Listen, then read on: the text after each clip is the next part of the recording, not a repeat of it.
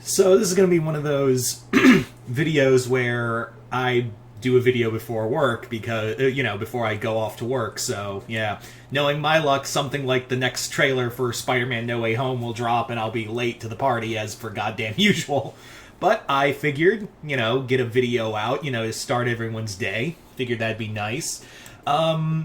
So yeah, I'm going to be doing a Patreon request. This is one that I've been kind of waiting to do for a while. This is one I've kind of been like, oh crap, I need to get this one done. I just haven't had time to do it.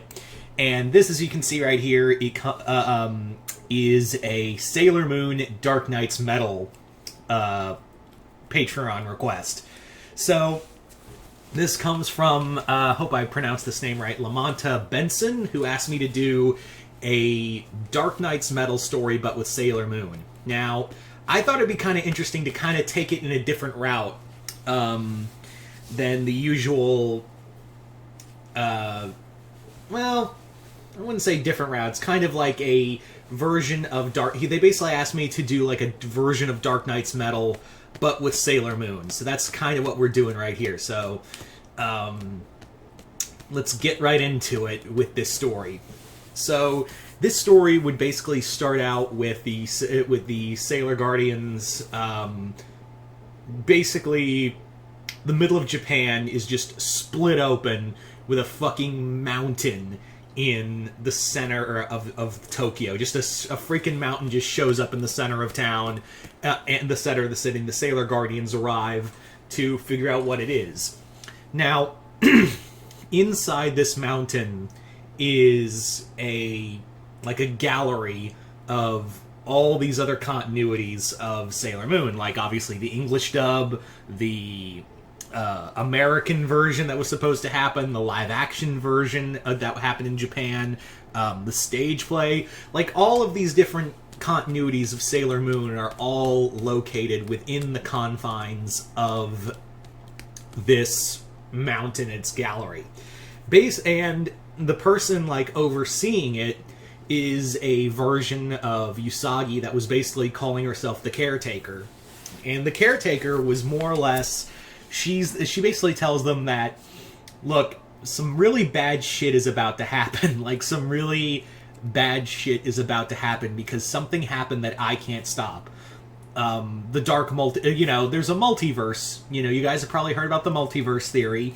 And Ami is the one who explains it, basically oh yeah, the multiverse theory, that's a real thing. And the Caretaker's like, yeah, here's a dark multiverse too.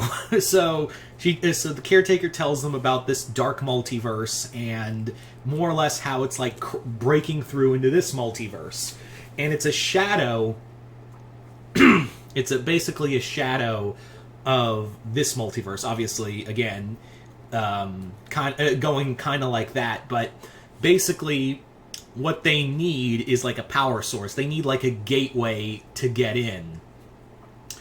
But the problem, the thing is, they need like I said, they need a power source to really get through and punch a hole in here. And that power source is basically that power source is more or less Usagi herself. They need the energy of the Prime Sailor Moon, this version of Usagi. They need her power to punch a hole into this universe. They basically need to use her power like a gateway. And the problem is, but the Caretaker basically tells them, okay, look, listen, the only way they can get through is if Usagi lets them get through. That dark multiverse, it's just hunger incarnate. It's the shadow of the multiverse. If we let that through, it's going to consume everything. There's no Barbados, or, well, there is kind of a Barbados and a dragon, but not the way you think. But yeah, so Usagi is the only one who can let them through, and the only way to do that is that if Usagi has to willingly let them through. So Usagi's like, cool, I'll just not let them through, we can keep the dark multiverse from seeping in and taking over. And the Caretaker's like, you say that, but, like, there's a problem. You see, I'm you, and I know us. So, I came here first from my universe to warn all of you, and also, I oversee our multiverse. You see, we are, the Sailor Guardian multiverse is very interconnected, and we're not too dissimilar from one another. I mean, yeah, there's variations of one another, but we've never been, like, too far gone. Dark Multiverse, on the other hand, that's a different story. Anyway, sorry about that. So where was I? Yeah, so the caretaker basically was like, listen, I was trying to, tell you guys just to give forewarning, but here's the thing, it's gonna happen. And I'm not called the caretaker for nothing. This version of Usagi basically says, like, the reason you're seeing this gallery, yeah, these are all universes that have, like, I've visited and collected information and more or less, like, cataloged just for the sake of remembering them, because these universes are gone, swallowed up by the dark multiverse. And yeah, it's coming. Whether you like it or not, Usagi, it's coming, and it's going to be on you. Well, the caretaker was right, because what happens is that Usagi, like, trying to prevent the dark multiverse from coming, inadvertently, like, delves deeper into the power of the Silver Millennium, and basically, like, creates a doorway for the dark multiverse and the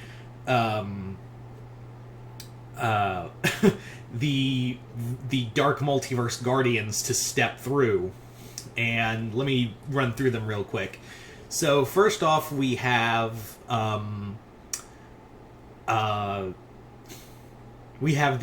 Lunar Empress. Lunar Empress is the leader of this group, and this is not Usagi. This is Chibi Moon, who in this dark multiverse managed to kill Usagi, basically killed her, and as she tried to do in the beginning, but actually followed fucking through with it with the gun in the face, killed her, and then took the crystal for herself, but in doing so basically became an aberration of time, and broke the timeline and fucked up her version of the dark multiverse, and essentially became a darker version of the Dark Lady as she became, but now with Sailor Moon's power to her own.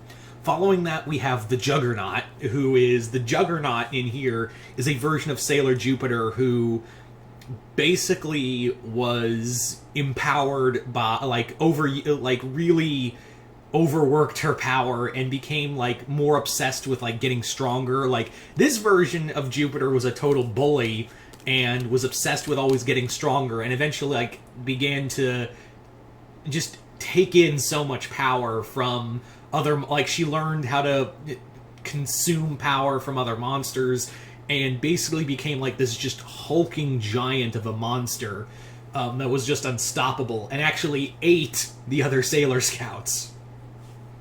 Next we have the Machinist, who is a version of Ami, Sailor Mercury, who basically gave up her humanity and became a machine, and just put her brain in there. Just put her brain in a machine and took over her Earth by just assimilating it.